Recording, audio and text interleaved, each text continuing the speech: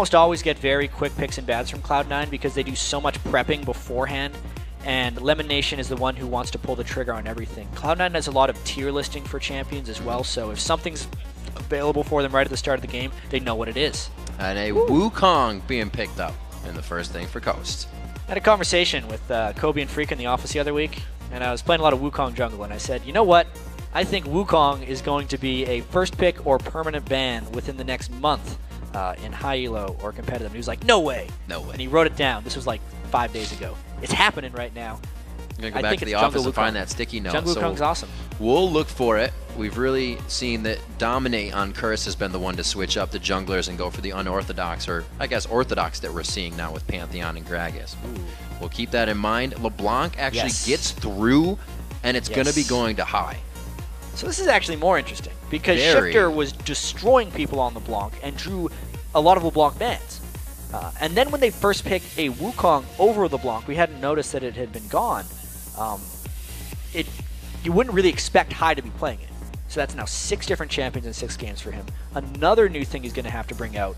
And the first person I really saw succeeding on LeBlanc in North America was when I was watching Shifter stream a couple months back. He should know how to play against it, but now he has to. You know? I wonder if he'll actually go for the AD. I believe Shifter used to play Zed a little bit. He definitely does have that mid, so we may see that from him. The Caitlyn and Annie just quickly picked up, though. Yeah, getting the bottom lane out of the way. Yeah. There's a chance he could play Wukong in the mid lane. Wukong can go multiple places. He's pretty much going to go in the jungle, though. Maybe speak a little bit on the Wukong, because we haven't seen it too much in the jungle. Yeah. I Will Dominate started bringing it out. I'd say St. Vicious was way ahead of the train because he's been talking it up for almost ever. But also, the most recent change to the Spirit of the Elder Lizard jungle item that gives health and mana back to Wukong really enables him to sustain up in the jungle and really just become a powerhouse. Coming out from Meteos, he actually has only played Vi and Elise, so I believe we're going to see Elise in here, and I'm quite excited about that, what mechanics can be coming from that, and they actually leave the AD carry as the last pick. Lee Sin's a interesting pick against Wukong. It allows Lee Sin to aggress early on in the game because Wukong isn't necessarily that strong early, and he likes to save his decoy in the jungle for escaping counter jungling. Lee Sin can reveal that with his E and then potentially punish. So maybe we'll see some extremely early jungle aggression from Cloud9 and try and shut down that jungle Wukong. Very interesting. Keep an eye on that Meteos since he did not go with Vi, and it has been one of his main picks. Looking now at Coast with Fusion and Daydreamin'. Picking up here, we have the AD carry support, so we're looking for that mid, and we're looking for the top lane possibly. And again, again he locks in the Katarina. Katarina against LeBlanc is a very difficult matchup, to say the least. He likes to outplay. I remember talking with Scar about Katarina matchups because he used to be the Katarina master. He was like the first one to really break it out in North America. And he would say, of every champion in the game, LeBlanc is the worst for Katarina to play against. Because LeBlanc can get such reliable silence and burst damage on you. It doesn't matter if you're resetting your kills and assist if you're silenced and dead. So that's an incredibly bold pick to go Katarina into a LeBlanc. Maybe it's going to be Caitlyn Annie versus LeBlanc. Katarina being a side. I mean, they'll definitely going to, like, they could maybe lane swap. Yeah. Katarina's weak against every laner, even just in the team fights. The fact that LeBlanc can lock her down. And we have an Ez pick coming out on the side of Sneaky. We've seen Double Lift try his hand at that a few times. No luck, though. Yeah, this is a ever-popular Ezreal Leona lane. Yeah. Because Leona can generally just land an ultimate, and then Ezreal just has to alt shift in and Q, and that's usually enough to kill someone squishy like an Annie. A lot of dive for Cloud9. Definitely a lot of different stuff flying out in this game, though. What are we looking for from Cloud9? Because we see when Shifter uses LeBlanc, like you're saying, that's the roam for him in the jungle and mid lane. How does Cloud9 work that? I feel like Hai's going to use that to follow more than anything else. Even though normally LeBlanc is used as a huge roamer, I think he's going to be going after Shifter. All right, we'll see. The champs are locked in and the players are loading onto the game. Let's take a look at a moment and see who you think is going to pull out the win. According to LOLesports.com, 91% believe that Cloud9 will keep their perfect record against Team Coast. Got some big percentages today, Riv. 95. A little weighted. 91. You know, Coast, everyone's talking about Shifter right now. He has just picked an incredibly difficult matchup. Picked into an incredibly difficult matchup. Well, he knew it was our matchup of the day. He needs so much confidence in himself to pick Katarina into the LeBlanc here. If he is successful right here, what did he say in the video? It is a huge statement. He said in the video that if you second-guess your plays, then you shouldn't be making them at all. Yeah. So he did not second-guess this shouldn't be picking it at all. He picked it right out. Katarina versus LeBlanc as we get Coast versus Cloud9 underway. There they are faced off against each other, and we are on to the Rift. 2 wins, 4 losses for Coast versus Cloud9's 4 wins, 1 loss. Let's see what they can do to tarnish each other's records here and build up a little bit for their fans. Yeah, I was trying to check if Nintendo had went for the 21 offense or the 21 defense Wukong jungle. Did you come up? He's went with 21 offense right now. He's got the armor penetration and 15 attack damage on his rune page to maximize his early jungle clear. Meteos already trying to harass him a little bit. And Wukong ganks become pretty effective even early on. They're pretty good early on. They definitely take off after 6. Lee Sin has a huge edge on Wukong before level 6. And we need to watch to see if Meteos can find holes in Nintendo Deck's jungling. They are matching up these lanes. I'm actually excited about that. I really thought Shifter may have gone to a side lane and played the 2v1 with just Qs all day, throwing those blades. Well, we are going to get it. Our mid lane matchup featured, like we said, High versus Shifter. We're keeping an eye on that. Meteos is on Lee Sin for this match. First time he has played that. And this is the first time Nintendo has played Wukong, so we got a lot of news here. Yeah. Week 3 of the LCS here. Just getting our feet wet so far. Bad start to the season for Team Coast, even though they had such high expectations coming in. A lot of the teams, especially TSM, were saying they expected Coast to be top 4 easily in this split, but they went 2-3 or 3-2 in the promotion tournament. Took all 5 games. That is generally a bearing of bad news for a team when they make it into the next LCS split. So Coast has a lot to overcome.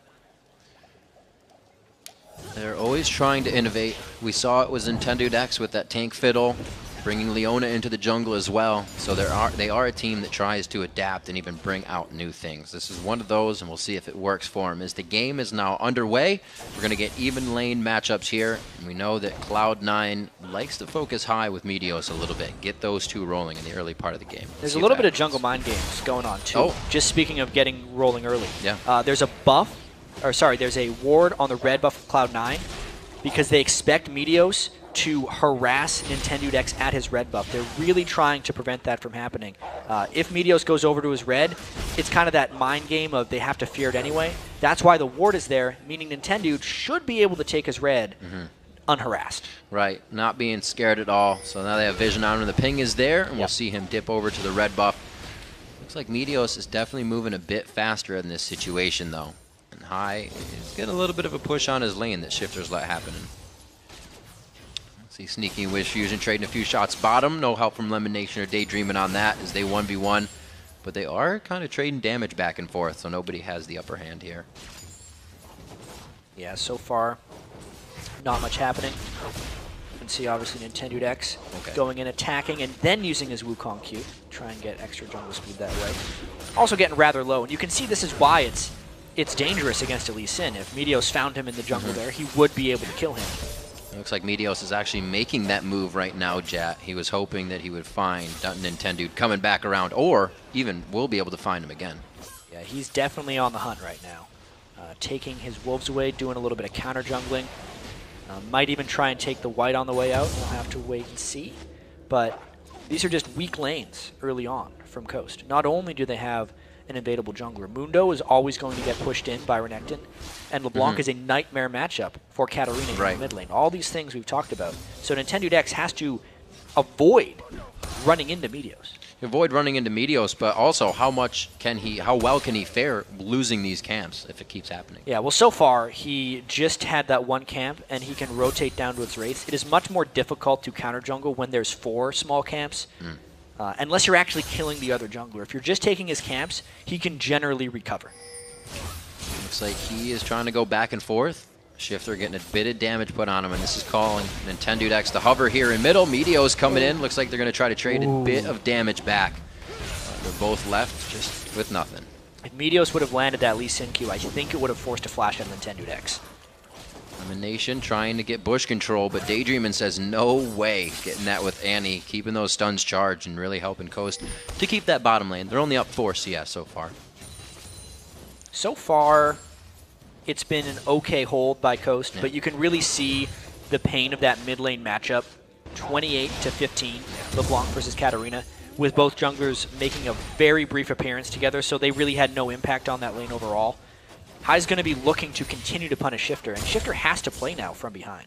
And there's kill potential there. Obviously, both champions taking Ignite. We are getting the first back here, and there was not much grabbed up by Shifter. He looks to grab the ability tome for a little bit. Because he didn't have much gold. Yeah.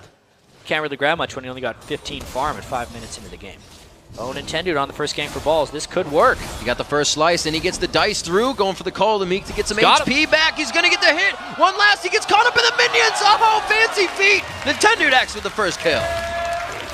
Yeah, that was just a very well-timed gank for Nintendo. His red buff was there for actually just expired near the end. Balls could not get a slice and dice combo there to really get him to safety. Nintendo very smartly hit him with the Q before he went for his dash on Wukong, making sure that after the flash he could still close the distance. Everything went right for Coast on that gank, and they're the ones that walk away with first blood. It shows very well. They're still down 100 gold right now, according to these lanes. And right now, it's Sneaky and Lemonation trying to deny experience here, but WizFusion Daydreaming getting back just in time to soak it up. Yeah, we talked with Doublelift about why he's still picking Ezreal, and he says, because I want to win the lane. Right. Ezreal, an incredibly strong laner, just like Caitlyn. I think they, as far as farming-wise, are very even with each other in lane. Caitlyn has slightly better turret siege, but Ezreal is much harder to lock down. And I think that lane is playing out pretty much as we would expect it. Outside of the item build so far from Sneaky, actually. He's went with a Bilgewater Cutlass. Yeah. But we got some action going on in the mid lane. The wards down are going to help get some damage down onto Nintendo X here. The chain is down. Here comes Meteos, and they followed this one up. He was a good 1,500 range out. Yeah, once they had the silence on him with the root, Nintendo X never had a chance to actually flash away from that one, unless he would have flashed the immediate initiation, and he didn't want to be that quick with his flash finger. Nice collapse there by Cloud9, and that's the fear with LeBlanc Lee Sin chasing anybody down. Yeah, seconding that combo from Hai. Very nicely done to not stack the crowd control in any way. 1-to-1 in kills here as Cloud9 answers back very fast to that first kill. Now Coast pushing back in the bottom lane. Yeah, they're definitely trying to continue the counter juggling here. Taking blue buff is more about the experience denial than it is about getting the buffs, because Lee Sin doesn't necessarily need blue and Hai only needs one. But they get out of there. Meteos is now level 6 before Nintendo X. Their jungle advantage is there, but I think they wanted a little bit more. The fact that Nintendo X got the first blood means he was not shut down early in the jungle, and Wukong most definitely outscales Lee Sin in the jungle. And you see the buys in these lanes as well. Doran's Blade for Lee Sin coming out, Doran's Blade on balls, which he had, and we talked about the Cutlass earlier, but this all helps Meteos impact those kills when they get to lane. Yeah, Meteos definitely trying to get as much early power as possible. Yeah. And to get back to that Bilgewater Cutlass, that may be a Blade of the Ruined King rush by Sneaky, which is really curious. We've seen a few Ezreals go Trinity Force and then Blade of the Ruined King, because it will help them with just being incredibly elusive in the game. But to get it right away means he might just be thinking about killing Mundo like as quickly as possible, as soon as teamfights start. It's probably a safe lane item to build, but very rare to see Ezreal rush that. Killing Mundo, maybe a bit of help. Not even that much on objectives. A little bit more slipperiness, for sure. That's true. We'll see what they can do here. Shifter poised right behind Jat, and they are going to get 3v2'd here, but that's scary against Leona. Yeah, it's about how quickly can Cloud9 get down to defend this. They are not there in time. There's the flash! Flash Timbers goes down, and so does Sneaky. It's going to be Lemonation doing what he can. The Zenith Blade, that time he traveled was his AD going down. He will follow after. A great job on the micro in and out of the turret damage. Yeah, just a good gank by Coast. Cloud9 should have seen that one coming, even though they didn't have wards down. Whenever Coast sends Nintendo X to the mid lane to hold, you know Shifter's gotten somewhere. Where would that be? Probably the bottom lane. That's where they have the most gank support, and they're able to pick up a crisp 2 kills. This is not the way it happened for Shifter before, so he does get to take off with that bit of snowball here in the early part of the game. Nintendo X is already onto Spirit of the Elder Lizard, and their impacts right now could be pretty big if they get in time. I don't think so for this dragon. No. So the gank worked. Yeah. Cloud9 should be able to get the Dragon straight off of this, just because everyone on Coast should have been going back to base. Intended X wards over, sees that it's gone. Not too much is lost. The Dragon at this point in the game is not immensely valuable because it scales off the average level in the game. I think the kills onto the struggling Shifter in lane, who only has 39 CS, and onto WizFusion's Caitlyn to try and bully out Ezreal and get an advantage in that lane, are more valuable than the shared objective that is the Dragon. And a lot of gold coming in here for High at 69 to 45 in that lane. We talked about it, that it's not a good matchup for Katarina versus LeBlanc, and it's showing so far. But they're not killing each other. Both are trying to do work for themselves. Oh, Nintendo.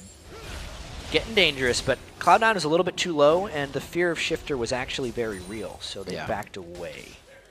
Very interesting game so far, really. Shifter going for that quick early pen as you would on Katarina. Sork boots first buy up. Can still have somewhat of an impact in that lane. Looking at more inventory. Zion Spartan, quick health buy, and he's 20 CS down in that lane. Yeah, and just to speak about the bot lane, they're very aggressive. Oh, very, very aggressive. Lemonation with the Zenith Blade right on a Daydream, and he gets taken down, but it could be a trade for kills. The Retribution comes up. If WizFusion can stay in the brush, he gets his headshots back up, and he's definitely going to have an upper hand here. The mana's low on Sneaky, level 7 to 7, and it's not going to be enough on the combination. Now mid lane to High, a great Cyclone onto him. There's the split, but you can see the buff, and they don't decide to go for the dive. So in the bottom lane, I was going to mention how aggressive those two had been with each other, much more harassed than you're used to seeing in most AD carry support lanes. That's because Cloud9 wanted the kill, but because of the positioning of the kill and the BF sword that's on WizFusion, he could retaliate with a lot of damage. They're in trouble in that bottom lane, but in the mid, High, just the superior matchup right now, even with the flash ult from Wukong, which is usually a guaranteed kill, not able to pick up anything. One thing positive for Coast in bottom lane, one thing negative for Coast in the mid. See where they go with this. It's going to have to be Meteor still trying to make an impact. He is looking to do something in the bottom lane, knowing all of this just happened. Looks like Tibbers is still up since Daydreaming got taken out quite fast last time. I know Meteos is very successful with Lee Sin in non-competitive games. It is just such a different style champion for him. I think he only played it once in the summer split. It was in a defeat to Counter Logic Gaming. It's very hard as a jungler that takes that much farm and taxes lanes that much to switch over to Lee Sin, who's very much about not farming and just always being there at the last second to save people and just frustrate the enemy. Meteos is doing his best here. Got another smite there, but you can see his farm is actually fairly comparable to the other jungler right now, which isn't typically what you see in a Lee Sin jungle. Absolutely not. Oh, Elimination getting hit out here. Remember, Tibbers is still up in this engagement. Solar Flare goes down. The Ignite brings down Elimination to about 200 HP, but Meteor says he wants to have a say in the fight. True Shot Barrage just missing. Yeah, Sneaky was a little bit low and wasn't able to follow that one up. Meteos decided to save his kick because it wasn't going to be an execute. Coast in the bottom lane is doing quite well with WizFusion right here. That's the matchup they need to do well. They picked up WizFusion in the offseason. Mainly for his potential and his ability to grow. He has not done well so far in this split, but this matchup looks like he's doing pretty good. He has shown that he can keep a good head on his shoulders even when down very early, and all the odds are stacked against him. So right now, he should be really just reeling in the position he's in. Well, if he's good when the odds are stacked against him, how good is he when he's got a lead? Bloodthirster completed compared to the Blade of the Ruined King from Sneaky. When they're fighting each other, the Bloodthirster is superior. We'll have to see if WizFusion can take that advantage as well. But now that they have the turret, I wonder how long they're going to stay in that lane and whether they're going to start rotating around to other lanes. Well, Meteos using those Moby boots first by to get around and try and make a few of those things happen. Take this red buff away. He's very cautiously counter jungling, if that makes sense. Doing his best to pull it away into the brush, hoping that Wukong wouldn't come. But all that caution wasn't really needed. Coast had all gone back to base. Of course, Meteos had no way of definitively knowing that. I'm just a little surprised that he's being so careful with his invades. And these are some of the most wards. Maybe he can do this because Lemonation has been placing so many. Usually that is a lane that we see have very little ward going on. Yeah, especially with Ezreal. You don't necessarily need to protect him that much. I'd say overall, though, this early game is really well played by Coast. They had such a bad matchup in mid lane, LeBlanc versus Katarina. Mundo generally gets pushed in by Renekton. Wukong generally gets pushed in by Lee Sin. But they're going aggro. Oh, and under the turn, you get pushed in by an Annie and a Tibber. Shifter gets locked up in another lockup. The crowd control's there, but the Shunpo is out. He is completely safe. He did have to burn Flash there, but it is well worth it as the ace in the hole takes down Lemonation to end it. That's the Bloodthirster damage coming in. They just flip a switch and go. Let's see if this True Shot Shifter's Barrage. hurt. He's all right. Completely fine. No one believes in snipers this game, but Coast continuing to push that mid lane. The second tier inner turret is much more valuable than this bottom tier, and Coast gets it. The early ward that you were talking about, Jet, on that red buff, giving Nintendo an easy path around his jungle, confidence as well, and it's been able to escalate this game. He's got 2 kills for himself, and Wiz Fusion's picked up 3. Coast is in a great run right now. Yeah, I mean, we talk about this team fight phase now as well. If Daydreaming can consistently land those flash Tibbers, which, by the way, he has rushed Distortion Boots on Annie, so the flash cooldown is greatly reduced. Is he going to steal that? No, but he did force the smite. So therefore, High doesn't have blue buff. Good harass there by Wiz Fusion. Any time that they can combo Tibbers with the Wukong ult is just glorious time for Shifter, because it means everyone's going to be low and Shifter should come around. So Cloud9 actually has to be very careful to never group up in these team fights. An unfortunate position to have such a big wave bottom, because the smite being down from Meteos right now would be a great engage for them with this fight composition. We were just talking about 16 minutes in. They can dictate some of the game right now, and they need to pressure that advantage. Yeah, this is the big thing here. Wukong ultimate almost up, and Tibbers almost up. If Cloud9 had Meteos in position, they could have just rushed down that dragon as quickly as possible. He was off, finishing his jungle item. He wanted to be more powerful for that fight. It was just a misuse of the timing, unfortunately. And Cloud9 now looking to initiate, but everything on Coast is up. This is dangerous for Cloud9. Do they want the monkey? Nintendo's still trying to look to get to the back line to put in that Cyclone. High is in the lockup position. He is taking damage on the back line still. Death Lotus goes down, but Shifter kicks himself out of it right away. Daydreaming and Ball's going head-to-head, and that is not going to work for Daydreaming. All of Coast is running from this fight right now, but it is going to be a trade for 2-2 right now. Nintendo Dex very, very low, and it looks like he will finally go down. Sneaky hits him up. Spartan trying to run. He's got the ultimate out of Sadism, and a fight overall in the favor of Cloud9. That was an incredibly spread out fight, but it's not over actually. The solo laners for Coast are still alive. Let's take a look at how that fight actually materialized though. Coast went in a little bit early, which is why Cloud9 was safe doing this, because the Tibbers wasn't up immediately. You can see it's a very zoned out fight, but that dragon is getting contested by Coast. They were able to grab that up. Very good job by Cloud9 in the end of that whole quarrel in front of the Dragon Pit. Yeah, action-packed game to say the least, especially when we compare it to our first game today. It's watching 2 completely different styles right here. Coast is definitely bringing it this game. No fear in their initiations at this point, but they couldn't lock down Cloud9 exactly like they wanted. And Cloud9 had a very good eye for Shifter in that fight. Just one final thing to point out, as soon as Shifter went in to try and channel his ultimate, Meteos kicked him right back. That's one of the things that just kept the fight split up enough for Cloud9. It actually allowed Balls to get many kills on Renekton because he had targets to himself. And to keep it on Shifter for a second, doing quite well, not in CS, but for himself. It's like these guys went into this lane knowing they weren't going to be the ones to fight each other, but everything was going to come from the side lanes and from roaming. You can't expect much else when you pick Katarina into LeBlanc. Yeah. You're not able to stay near LeBlanc, and if his minion wave is gone, he can't farm. It's actually a little bit unfortunate for Coast that Shifter hasn't picked up more kills, but instead assists, because he really needs the gold in order to stay competitive. 5,100 to 5,900. Yeah. If some of those kills were back on his side, he would be much more potent at this point. But we've seen how Shifter, even when down in games, can nearly explode on Katarina. There was that fight last week against TSM where Shifter nearly turned the game around by going in perfectly and getting about 5 Katarina Sinister Steel W's off in that fight. Looks like a little bit of a tussle in the mid lane. Meteos and Sneaky are going to be joined on the side here by High Elimination, so it looks like they're positioning at least to gain control over the mid lane and see how Coast responds to this. They have pink wards down towards the bottom side of the map, and then at 20 minutes, they're actually warding up Baron, but I don't think anybody really has the damage for it yet. Yeah, not necessarily. We don't have any of those amazing Baron killers in this game. Zion Spartan will be the closest thing to with Mundo being able to tank it up. So that Blade of the Rune King straight into the Last Whisper build for Ezreal. Yeah, he is right now, I feel like, focused on Zion Spartan's Mundo.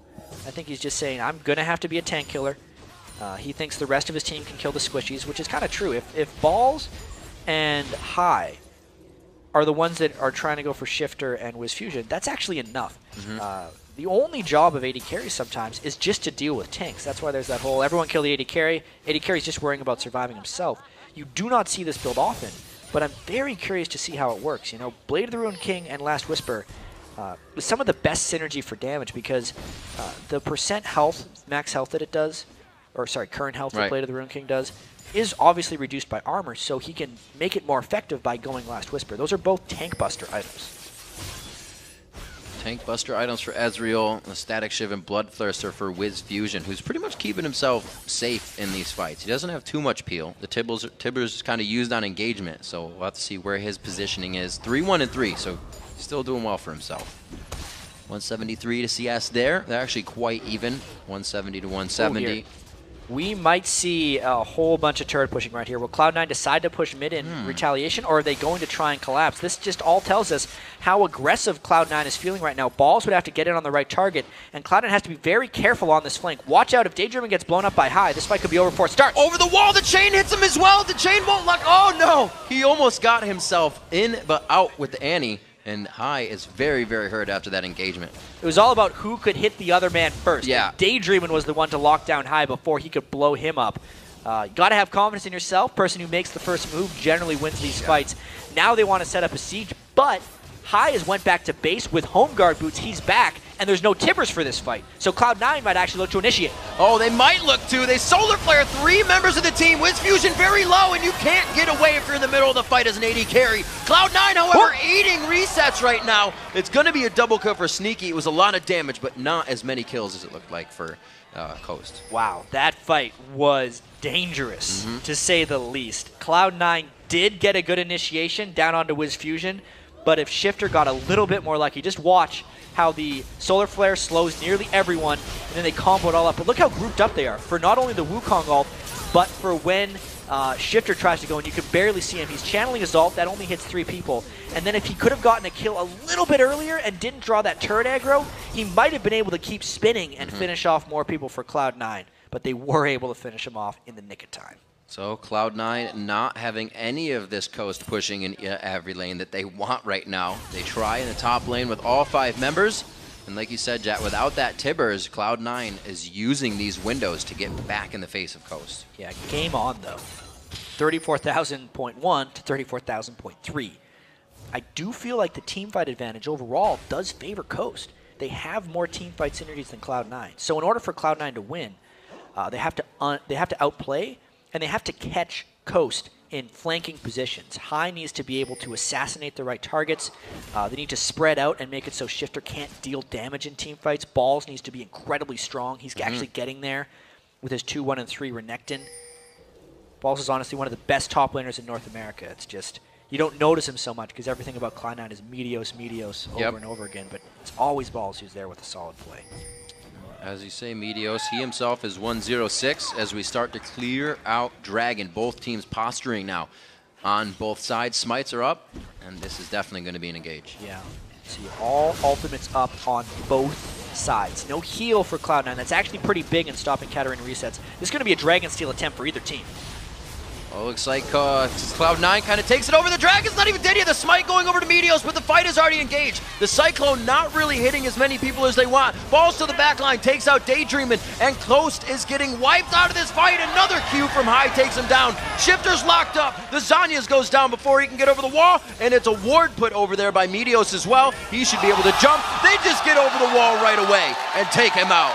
4 for 0 and the Dragon Riv right there for Cloud9. They've completely outplayed Coast in that team fight. Now they might actually go down for the Baron. It was because it was 2 fights.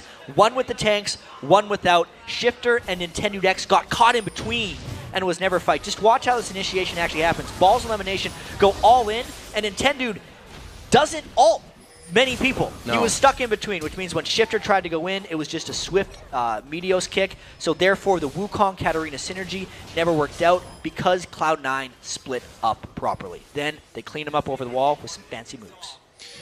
Great job on that. We see Baron being taken down. Zion trying to do what he can there, but a real definitive lead being picked up now by Cloud9. Just a few seconds ago, that gold was dead even.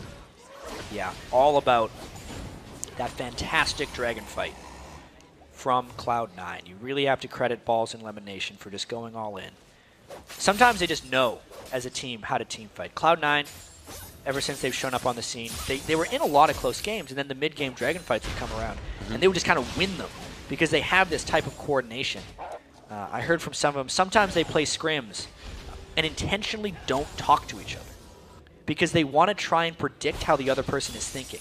You can't necessarily always speak to each other in team fights. When you're listening to the comms, sometimes they're like calling targets or something. But if you know what the other person is thinking, your synergy just improves so much. And that's one of the hallmarks of Cloud9, is just how well they seem to always know what the other person is doing in team fights. You have to think outside the box to be unique, and Cloud9 really brought that last season with a score we've never seen before. Possibly can do it better this season. Right now, Coast is trying to really stop that, though. They've done a great job so far. Faltering at the last dragon fight is really what Coast is dealing with right now. It's led to this mid turret being pushed, and Cloud9 won't give up. Yeah, now that they have the Baron buff, it makes an initiation immensely dangerous for Coast. It also means High gets to kind of take shots at the rest of Coast, going in and out with his distortions. Even if he doesn't necessarily get an execute, it's too dangerous for Coast to initiate. So these pushes are just going to continue. Let's see. High not, or rather, I should say Cloud9 not wanting to dive this turret. They still have that Tibbers they're worried about, so it is a slow push for them right now. Yep. They may be in the lead, but Baron doesn't give them everything. Well, surprisingly, they've only taken 2 turrets. Yeah. Most of this game has actually been Cloud9's. I'd have to say Coast has played extremely well up until that dragon fight, getting out of a what should have been difficult early game and really forcing some impressively strong fights. Cloud9 has just been one step ahead. Seeing the pressure, seeing the pushes, like we said, kind of playing inside the window of when Tibbers is down. That was the last fight in the top lane. And here with Tibbers up, they're not as happy to go in on a turret. This one will be saved, but it's just potential gold sitting there for Cloud9 to come up. Yeah, the flash just off of cooldown now for Daydreamin'. Still, though, being that far out against a Baron team is nearly suicidal. I think Coast is going to sit back and try and defend a little bit more. There's only about a minute and a half left on the Cloud9 Baron buff. Coast should look for a fight probably once the Baron buff is gone on Cloud9. They would still have a chance in these team fights, you know, despite being down about 7,000 gold. If they can pull off a combo on these squishy people of Cloud9, they can still come out on top in a team fight.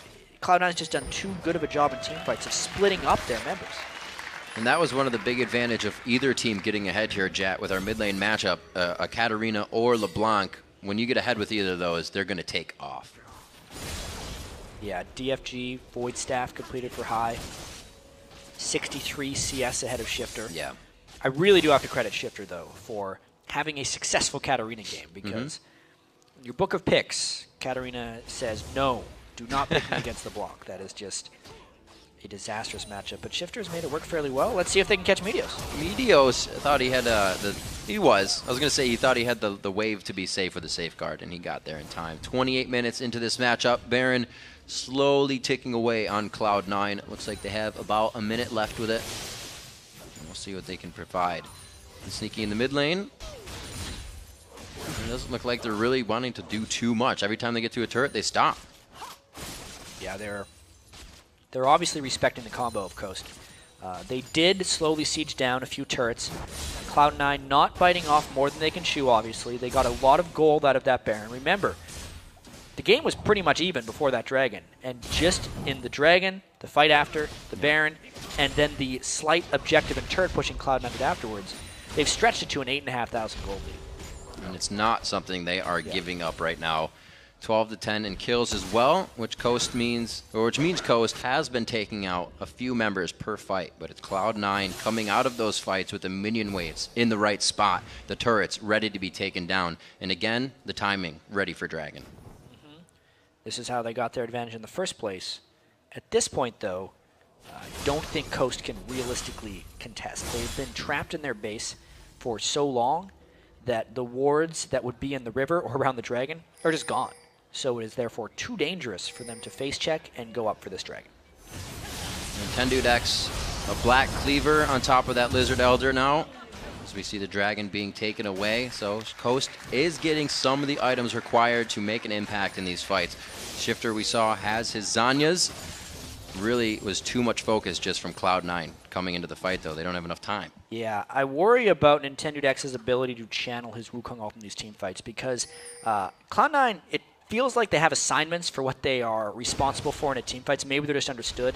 But Meteos is responsible for kicking Shifter away from people. He's done that in almost every fight when Shifter tries to go in for resets. I think Hai, at this point, should be responsible for killing Wukong. Because Wukong has Ninja Tabi, a fair bunch of health, but almost no magic resistance right now from his items. He will obviously get a fair bit from his passive, but he is still very vulnerable to Hai's assassination attempt. If they can do those two things, the fight is basically won for them because there's no way Wiz Fusion can deal with the Thornmail, Randwin's Omen, Renekton. And they are incredibly setting up that to happen. So many wards being placed in the jungle right now gives them the ability to create those pickoffs. Yep, absolutely. They've warded fairly heavy. I think they're just playing the objective cycle game right now because they can. This isn't one of those games where Cloud9 could just run away with it right off the bat because they had a little bit of a shaky start. Coast was making so many plays. They had to get their footing. We'll have to see if Hai can keep up his score. 225 in the CS there to the 161 of Shifter. These guys' average farm comes in at usually 293 and 253. So a 40 CS difference is actually usually there between them. Yeah. So we'll see what they have for each other as now they move to the, or I should say Hai moves to the bottom, kind of starting the split push here to spread out Coast. They're mainly just trying to get the waves going, so when the Baron comes up, they're safe grouping. If Hai had allowed that wave to go through, there would have been actually a lot of turret pressure for Coast, and they would have been able to get a push going that way. But at this point, Cloud9's just using those three sweepers, since they're the team that is ahead, to get this Baron area clean. And they're going to be able to bully everything out soon. 276 to 191 between Balls and Zion Spartan, and they're pressuring the Baron now. Yeah, I think we're going to be seeing a fight fairly quickly here. A lot of pink wards going down on both sides. You can see Coast does not want to give up another Baron, but Cloud9 doesn't actually want to start the Baron. They're mainly looking for an initiation. There's a Reverie.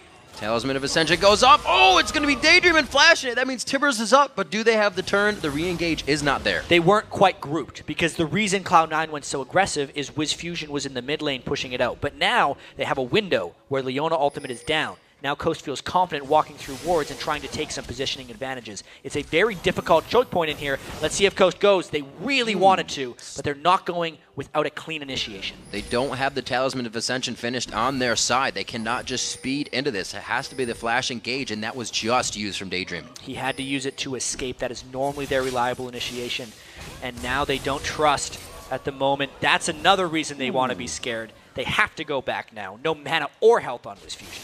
That's not something they've been able to get yet, chat. You see the Banshee's Veil has been built on Meteos. That's stuff they can deal with, but it's taking Coast out of the game right now. Yeah, using that gold lead for defensive items. This is the fight. Nintendo X is locked up, but he's in a perfect spot for a Cyclone. If he wants to use it, he goes back in. Balls hitting up onto Shifter. He cannot get back into the fight, but the Death Lotus could be enough. He gets the reset onto Renekton. Balls goes down as Zion Spartan's forced on Sadism to flash out of the fight. And Coast, no, Cloud9 easily turns this one around. Just Zion Spartan trying to get the runaway with Wiz. Yeah, but that was the Cloud9 fight. It was an awkward initiation right there. Once again, Nintendo could not get an ultimate on the priority targets of Cloud9. They were too flanked, as you can see. Watch how Nintendo just, in the fight. He did some stuff. And now the Baron is getting taken by Cloud9. This is going to be a pretty easy one for Cloud9. It only makes them that much stronger. Power play on top of a power play right now for them. And so much gold. All right, so actually some defensive items coming in by Hai with the Banshee's Veil. They are making sure that Daydreamin can't catch the targets that he wants, because Cloud9 knows that once they split the fights up, they have been victorious again and again. Actually, at this point, Sneaky has a huge amount of damage on Ezreal. He's taken his kind of early game tank buster build to now just kind of a kill anyone build. The only difference between this and like a normal super late 4-item build is instead of a Bloodthirster, he has a Blade of the Ruined King, which is arguably better because people have more health, therefore the percentage current health is doing more late in the game. It also has less multipliers, though, since Infinity Edge will multiply your crits off of your base attack damage. I'm sure there's some math to run. I'm hedging on the fact that this is actually better. We'll have to trust in Lemonation and Sneaky's theory. Well, it's interesting, Meteo's being a little trolly, that they're able to play the lane with somewhat less damage, but still do all right and come out of it in the end with more. So they had to rearrange the way they played this game, and they did it well. Sneaky kind of lost the laning phase, but he kept himself very strong. Lemonation always taking one for the team, the 5 death lead on that. High's trying to put as much harass down as possible. Just took Daydreaming out of the action. Yeah. This is probably going to be an inhibitor turret eventually. The next minion wave is quite a bit away right now, so they got some time to stall here, and it's going to be High continuously jumping over the wall, and Meteos landing those Qs. So tricky for Coast to try and find a team fight right now. So many Banshees Veils up on Cloud9. So much threat coming down from High. Yeah. And Sneaky is just so damn elusive at this point on Ezreal. Can't really seem to lock him down. We have Daydreamin's Flash just coming back up. Balls is going to stay in the mid lane as the rest of the team says we're rotating top. Dragon is up, so after whatever engagement happens, somebody can have that. But right now, these Banshee's Veils are really working against Daydream, and it's going to be so hard for him to hit anyone that matters. Yeah, I feel also like Cloud9 is daring Coast to initiate rather than initiating themselves. While Balls could go in for a fight, there's actually no need. This is a slightly more passive Cloud9 than we've seen in the past, but I think overall making more calculated decisions right now. Any initiation would actually be a medium to high risk just because Daydreamin' could theoretically get a stun on Sneaky. Sneaky has no cleanse. Also, Lemonation has no Mikhail's Crucible. Yeah. So he could actually get locked down and potentially burst it out. If that happens, the rest of Coast could take down the rest of the team. So it's like this really off chance that Coast could win a team fight. But Cloud9 knows that, therefore they're playing. Kind of an on-their-terms situation. A nice wave brewing in the bottom lane for Cloud9. They just kind of swapping around, watching the waves move. They take Dragon, and now they're going to try the 5 on bot. A little engage there from Nintendo.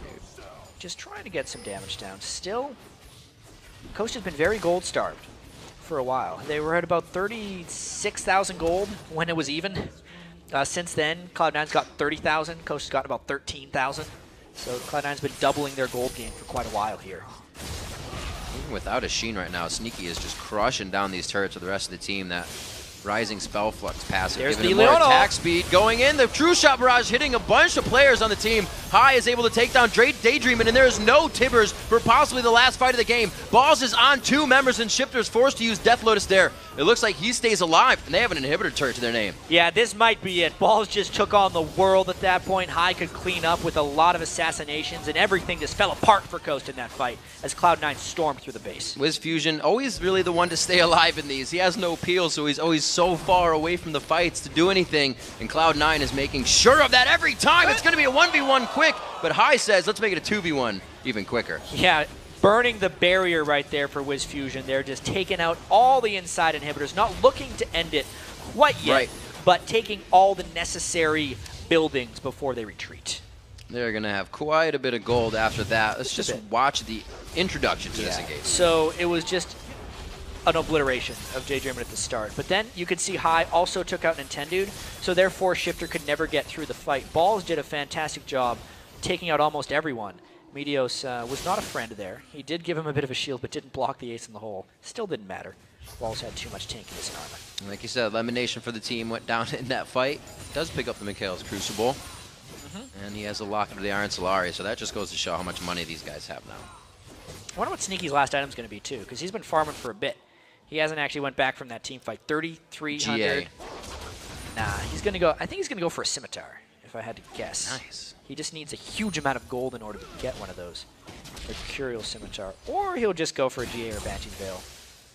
Damn. Banshee's Veil. Went for There's a third guess. You still had it. 1, 2, 3. It's just more boring. He hasn't needed it. No one's been able to touch him.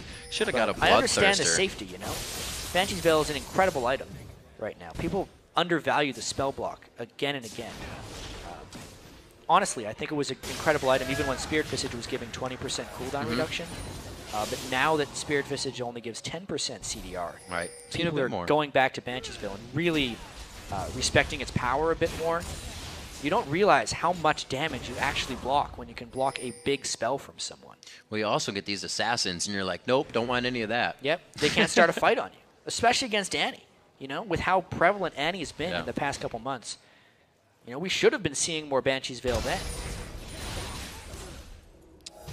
Let's see what we got here coming in. Sneaky's trying to speed up the rest of the team with that Essence Flux as they move in. Zion Spartan still taking a good bit of damage from that Sneaky build. Oh, yeah. And it looks like they're going to be to the back line. They're already pinching around the inhibitor. This is making it so hard. Yeah, last-ditch effort for Coast. They're going to have to try an initiation. Once 3 inhibitors are down, the game's basically over. They've just gotten too low at this point. Losing HP by the second every time they try to approach Cloud9. Coast on their heels in the base, and Cloud9 has really been able to work this for the past 10 minutes. Coast having a great early game, but I think this might be it. There's the engagement of the Solar Flare. It's going to be Wiz Fusion down instantly as he gets kicked back, and the double kill coming in for High. A very nice job. The fans are happy to see Cloud9 taking a victory, and it's going to be at 40 minutes. It was a very close early game, but a very decisive late game for Cloud9. They really came together as a team there. Of course, it always seems to come down to this. Meteos 1-0-17 on Lee Sin, which is actually kind of a perfect Lee Sin score. Yep. I thought it was going to be hard for him to adjust to the Lee Sin play style. The rest of Cloud9 came in fantastically. Balls was zoning in team fights with his Renekton. High played his 6th champion in as many games and was very successful on the block there, dueling Shifter throughout the game. And really, we actually got to see a different version of Cloud9 there, one that faltered in the early game but was able to pick it up. They either have it and run with it, or they haven't.